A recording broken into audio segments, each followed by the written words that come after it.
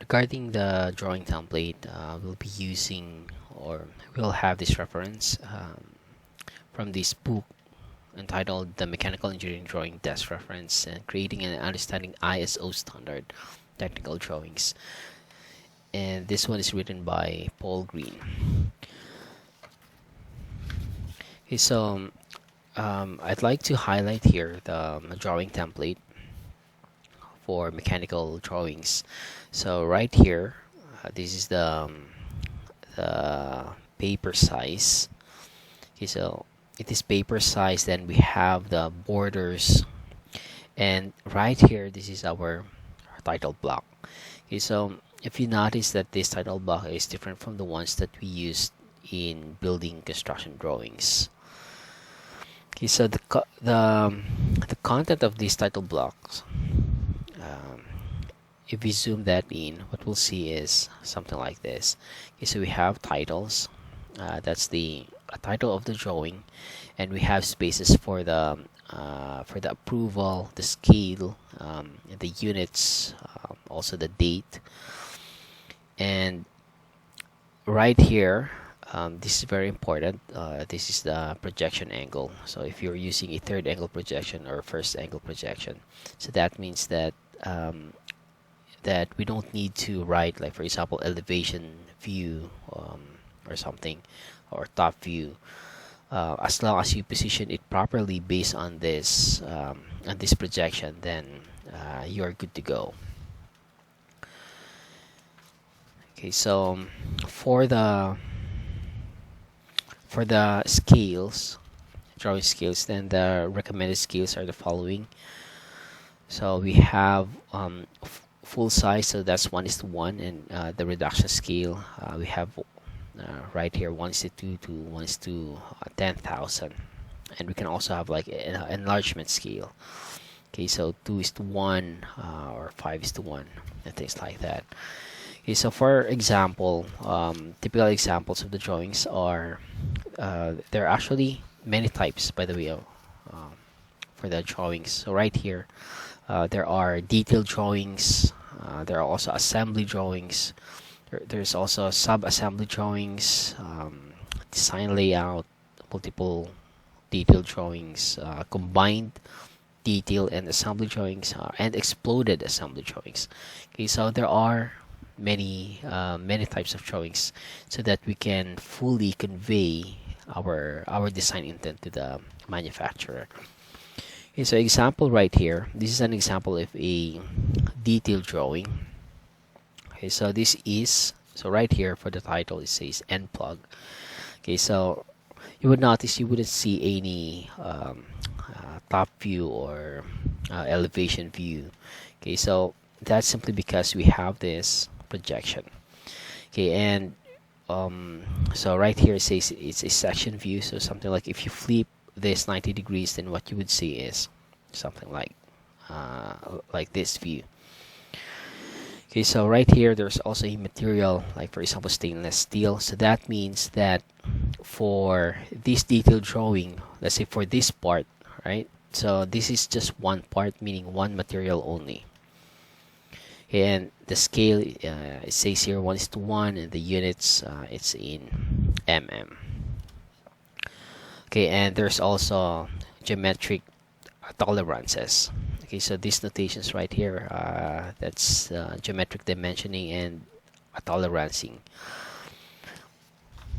Okay, another example is the assembly drawing.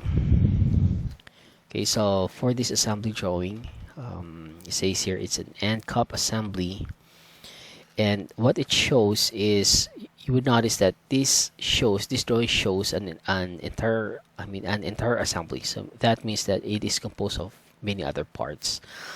Okay, so let's say for there's a bolt, and then there's another flange, and probably there's another part and another fasteners and things like that.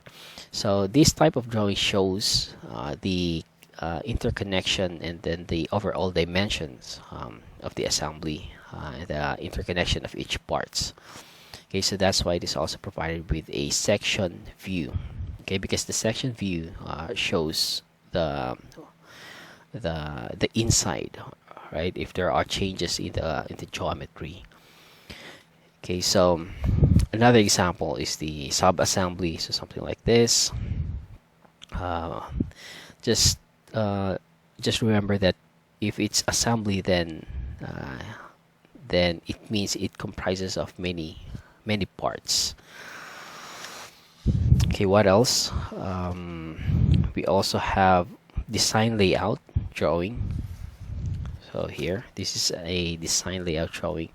So for example, it says here existing design and what's going to be the proposed design.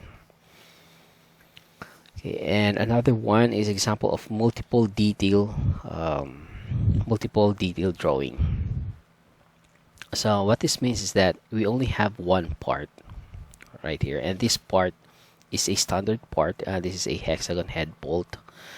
Okay, and this is the specifications for the bolt. And it says here we have this length. Let's say this length A. So this length A actually varies. Like for example, it is 70. If it's 70, then we have to check this ID number, identification number, and if it's the length is 73.5, then we have to check this number or things like that. Okay, and sometimes the combined detail assembly looks something like this. So in one paper size, then of course, if the assembly is just small, that it can fit into just one paper size, then that's also fine. So right here, let's say this is the entire assembly, for example, right? So this entire assembly, you would see the balloons, right? So this is assembly drawing, and there are parts. I mean balloons. Let's say 1. So that means that is part 1, then this is part 2, part number 3, part number 4, and you can find the detail of these parts in the in this parts list. Right, so right here we have, for example, we have pin. Okay, for number 1, that's pin. So what's the reference, and what's the material, and what's the quantity, right? So the detail for part 1 for the pin is just drawn right here. So item number 1, so this is the pin. So what's the detail? Okay, and for the item number 2, then it's drawn right here, and then for item number 3, and things like that. Okay, so that's also possible, but as what we did in the previous course, that for the assembly drawing, we use a separate sheet of paper, and then for the details, we just use another sheet of paper, so that it will be clear and clean. Okay, and another one is the exploded view. Okay, so for the exploded view, basically it's just something like unexploded. Okay, anyway, I guess that's all for these working drawings.